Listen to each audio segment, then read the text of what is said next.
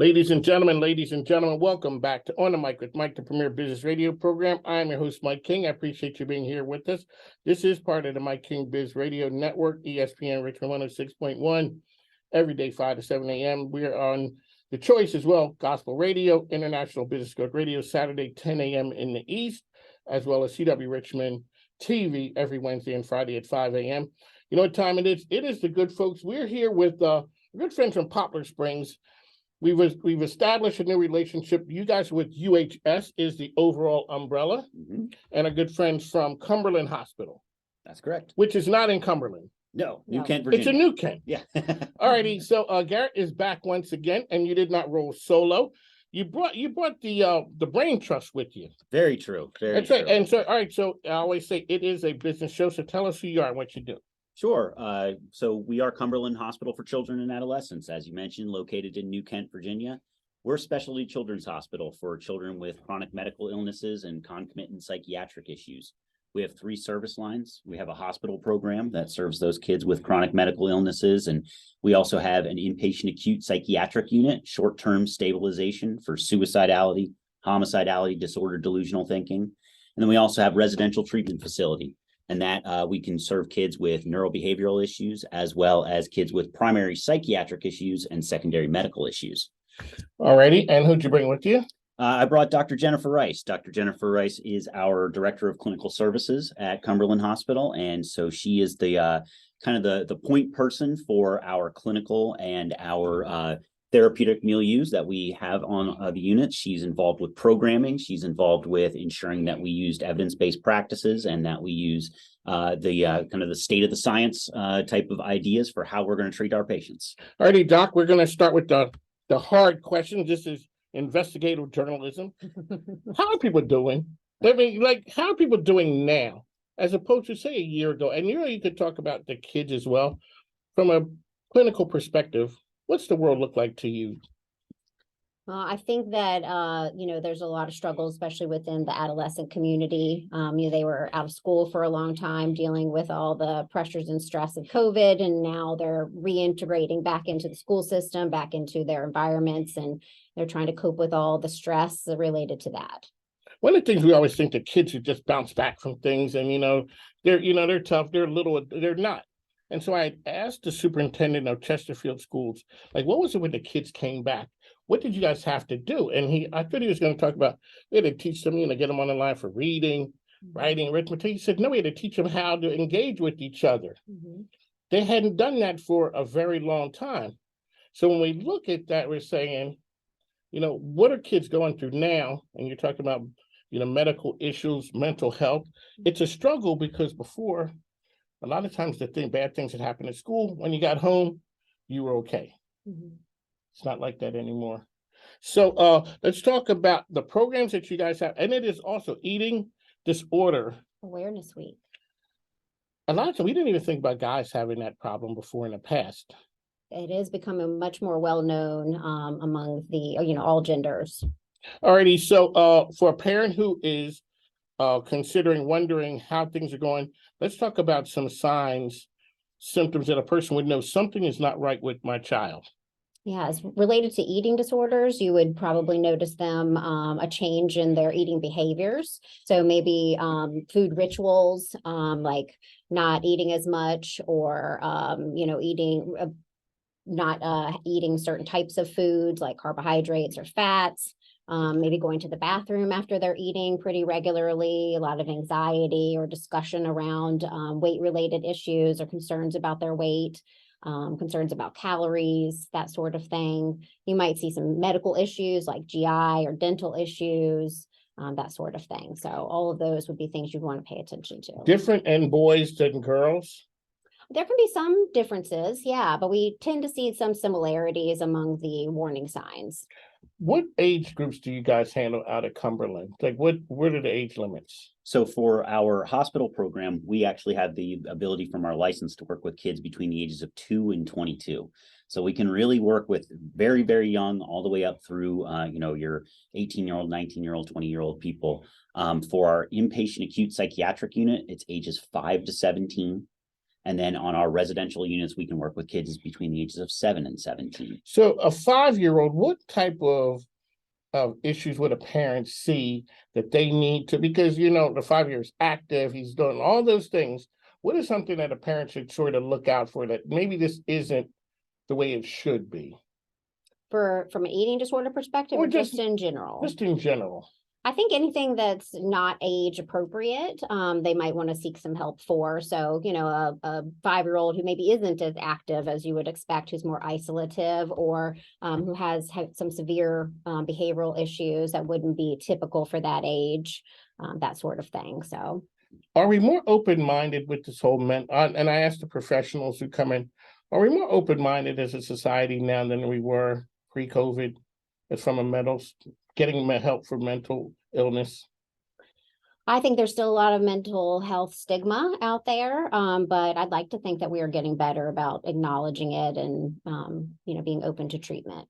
Do you think that young people are more open than older people? Do you think there was a time we didn't even say cancer when I was a kid. It's like it was the big C, all those things. And so sometimes you kind of wonder, are the younger people more open-minded about getting help?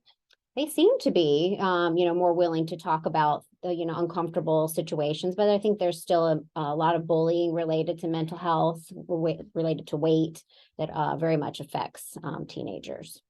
So at your facility, what's the average length of stay for the average length of stay? How long do people normally stay? Sure, that's going to be kind of looked at by program. So if you're talking about our inpatient acute psychiatric program, we're looking at an average length of stay about 7 to 10 days. It's kind of analogous to an emergency department. You go in, you get the immediacy taken care of, and then you go to then get your aftercare for them. You break your arm, you go to the emergency room, they cast it, and then they give you the orthopedist information to go further.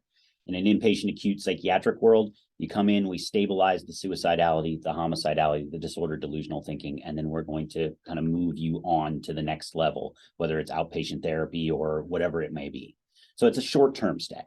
When you're talking about residential care, it's typically somewhere in the range of about a 5 to 7 month length of stay. And that's going to be, typically a step down from that would be to like a group home level of care, maybe an intensive in-home, something along those lines. And then when you're talking about our hospital program, it varies pretty much amongst the different types of people that we care for. If we've got somebody that's there for cystic fibrosis or diabetes, that's going to be more along the lines of maybe like a 4 to 5 months length of stay. But some of the people that Dr. Rice works with, specifically in the eating disorder population, we've had shorter term, and then we have some folks who are really going to be there much longer because they have such in-depth issues that they're trying to work through. It's really important that we look at some of the underlying issues that are affecting the eating disorder and treat those, whether it's trauma, depression, anxiety disorder, those types of things, in order to help them really get better. So and I always talk to the professionals when people just throw around, I'm depressed. I'm depressed. And explain to the listeners what the depression thing is. It's maybe you're sad or whatever, but it is not, you're not depressed unless you go get some help and it's clinically diagnosed. Correct. Yes, it would have to be interfering with your life for a significant period of time, that it lasts. Bereavement, if you were dealing with a loss or something, that would be very different than a clinical depression, where you're experiencing a variety of different symptoms, sleep-related issues, concentration, appetite issues, and feeling more sad more days than not for a significant period of time. On the mic with Mike King here. We're here with Dr. Rice. Garrett is with us, Cumberland Hospital. We're talking about it's mental health. It's a lot of issues that we want to talk about now that were kind of tough to talk about in the past. I know anytime you call the VA now, the first thing is, hey, are you considering suicide? Mm-hmm. And when you think about that, that's sobering, because, for a person to get to that point, so a family who may be thinking that someone maybe has suicidal thoughts or whatever, give them some ideas of ways that they could help them. Well, definitely get professional help. There are a lot of suicide hotlines out there that you can call, you can chat, you can text. So that's a nice resource for something quick. You can certainly call 911 if it's an immediate danger. but also get in touch with professional. If they're working with a therapist or a psychiatrist, reaching out to them immediately to try to get some support. What's the process for getting involved with Cumberland Hospital? So the first thing, what do I need to do? So you can go to our website, which is cumberlandhospital.com, and you can see all of our programs listed there, as well as the admissions number is going to be listed. You can call our facility. We are able to do 24 hours a day, 7 days a week, free assessments for our inpatient acute psychiatric care.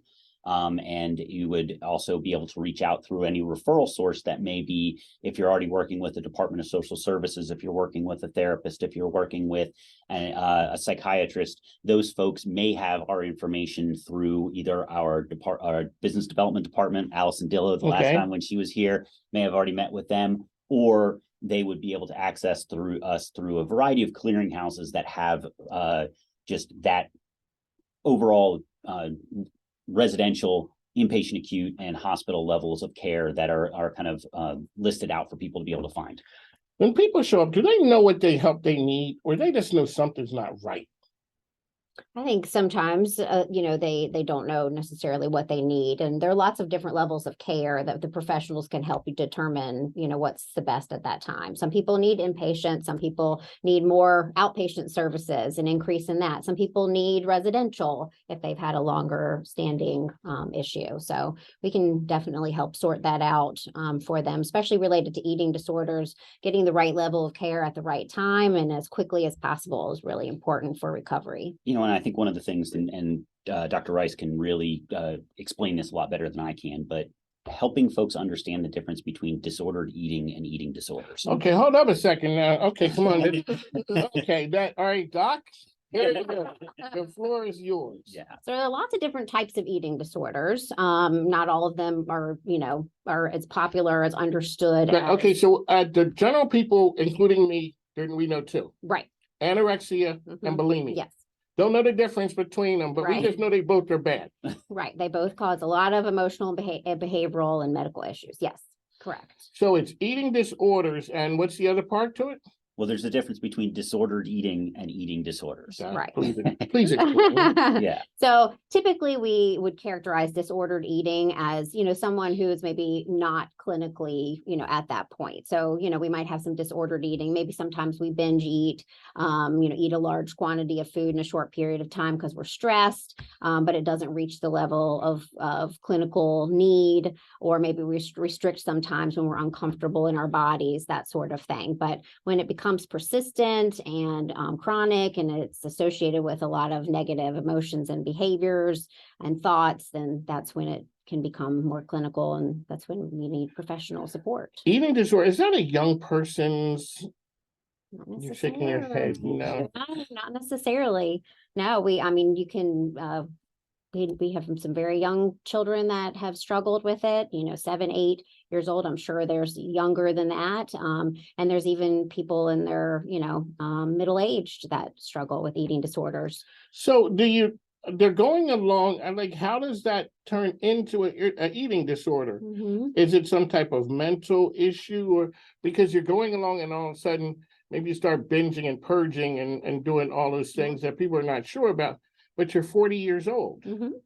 Yeah, absolutely. So we don't know the cause of it, but it is, we think, a biopsychosocial cultural components to it. So genetics and heredity can be a big issue.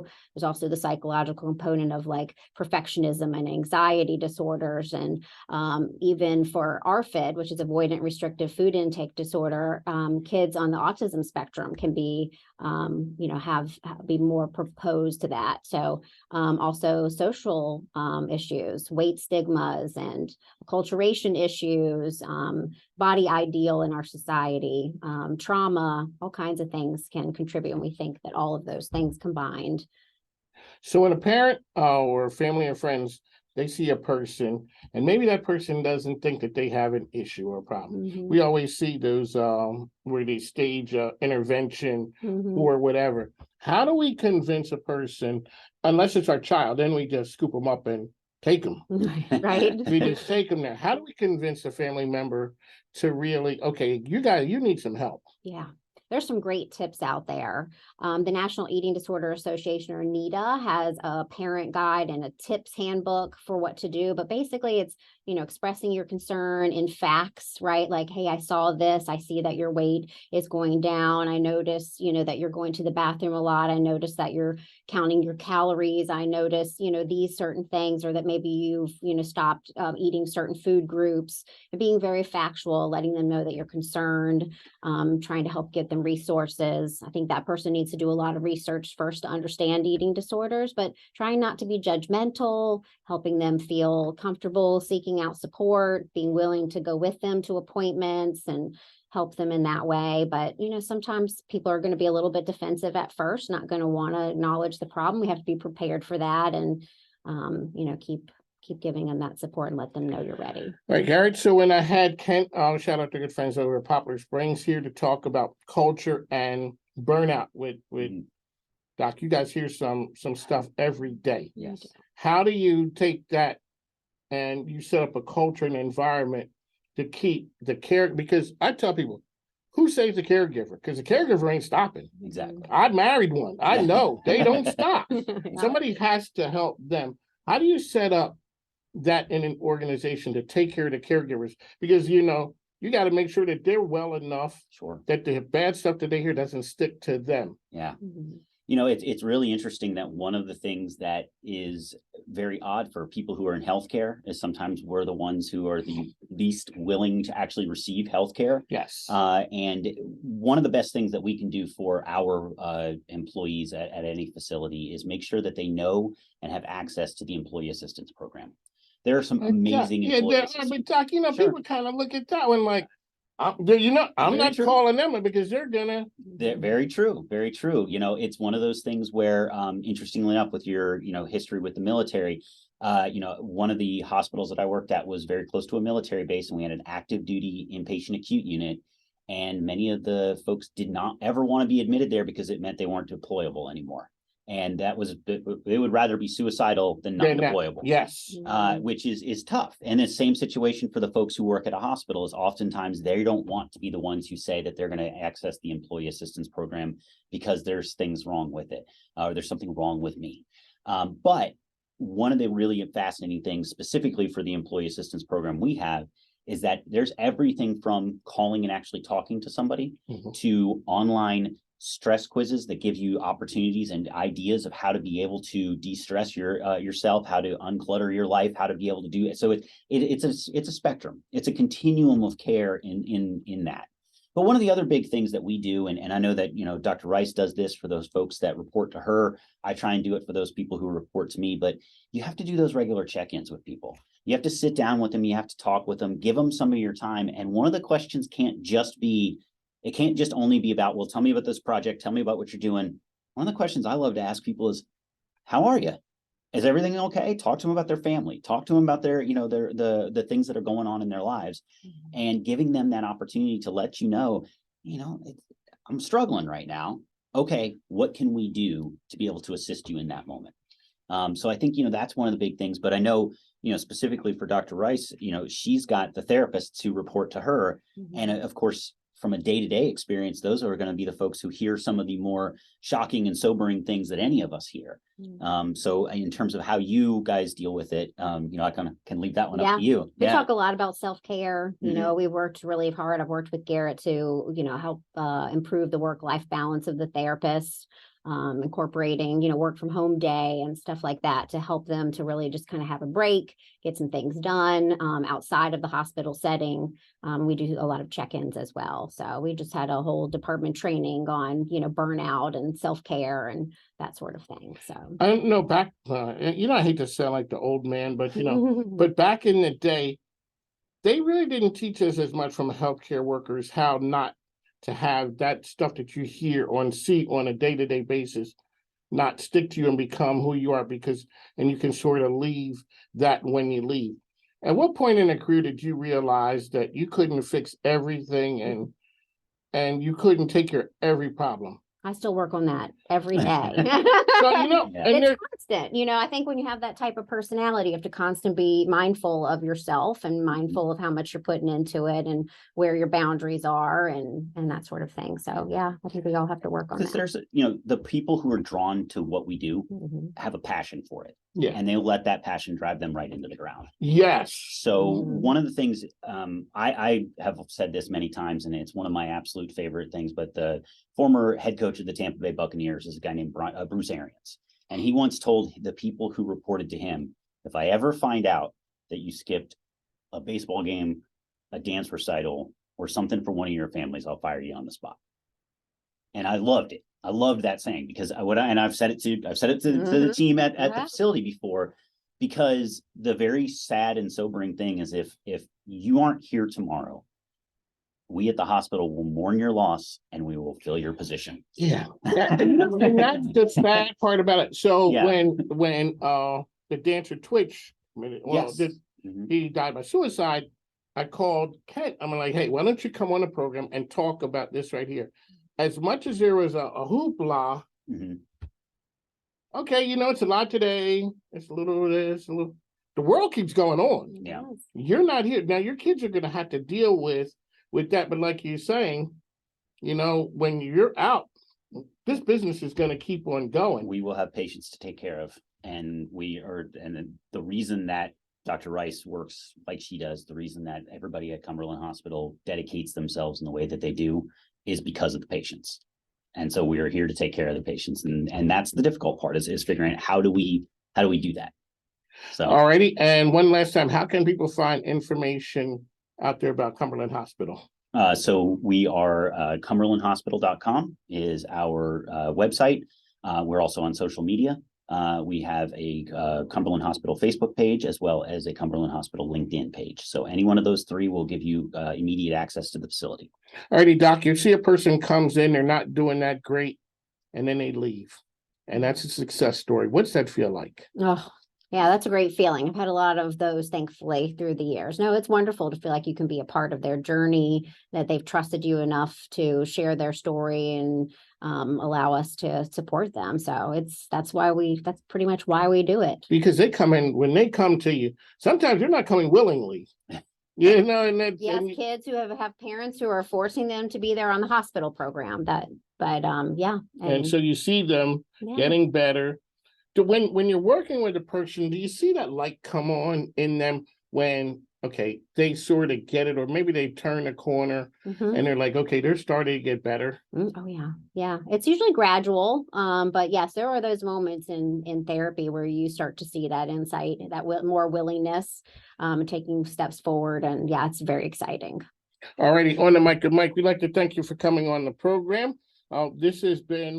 It's UHS, it's Cumberland Hospital and our good friends down at Poplar Springs. So we're always here working with the community to showcase how people can help each other be better. We'd like to thank you for coming on the program. They will be back, and so now I know who you are. And so now I can, We're in trouble yeah, now. exactly. Because there's something that's always happening. And the cool part about this is you have an expert to call. Like, people are talking. So what I call down Poplar Springs. Somebody come up here and talk to or I didn't realize when you talk about our kids have been out of school. So Mary talks about, hey, these kids have been out of school for a while. They've missed a whole junior high. Sure. And all of a sudden now you're sending them back in class. We, talk to our listeners about that. And so now we're, have you come back on at certain times when things pop up, or you guys have anything to tell us? Yeah. Just let us know. Yeah, and especially for those situations where you've got patients or people that you're wondering about from that medical and psychiatric and the combination of those two, that's a big thing. And then of course, anything revolving around eating disorders, we've got the expert right here and Dr. Rice. So it's eating disorders and disorder eating. So if I just eat a lot and but maybe I'm eating because I'm sad or whatever, that's different than an eating disorder. It could be. It could be. It depends on the level. Yeah. Right. I just need absolutely. to tighten, do the right thing. Sometimes, or maybe we just don't need to judge ourselves and try to move Okay. It's as they're getting rid of those gummy bears that my wife is like, you don't need to pick them. Yeah, that Say it's okay to have some gummy bears. I was doing pretty good, and then the grandkids moved back here. Sure, The wheels came off. I'm sure. Yes, absolutely. Yes, the wheels came Eat off. the gummy bears. No judgment. It's a no As long judgment as zone. you share, because I would love gummy bears too. Okay. Thank you. I just see that's one of the reasons you have your own radio show is because you find experts to help you go through some tough times. Yeah. Mike, we'll talk to you soon. Thanks now. Take care.